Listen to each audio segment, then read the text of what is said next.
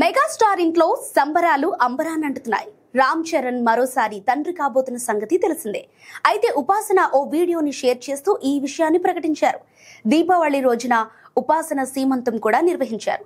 కుటుంబ సభ్యులు, పలువురు అతిథుల సమక్షంలో ఆనందోత్సవాల మధ్య ఈ వేడుక జరిగింది. అందుకు సంబంధించిన వీడియోను ఉపాసన ఇన్స్టాలో షేర్ చేస్తూ ఈ దీపావళి మా ఇంట డబుల్ వేడుకల్ని తీసుకురావడంతో పాటు ప్రేమని, ఆశీర్వాదాల్ని డబుల్ చేసిందంటూ ఆమె పేర్కొన్నారు. దాంతో రామ్ చరణ్, ఉపాసన దంపతులకి అభినందనలు వెల్లువెత్తాయి.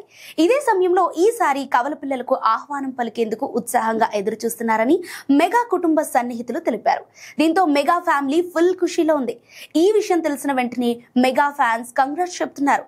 2012లో వివాహం చేసుకున్న రామ్ చరణ్, ఉపాసన జంట 2023లో క్లింకారకు జన్మనిచ్చారు. ఇప్పుడు కవలలకు జన్మనివ్వనున్నారు. అయితే చిరంజీవి కోరిక ప్రకారం రామ్ చరణ్ కు కొడుకు పుట్టాలంటూ పోస్టులు పెడుతున్నారు అభిమానులు.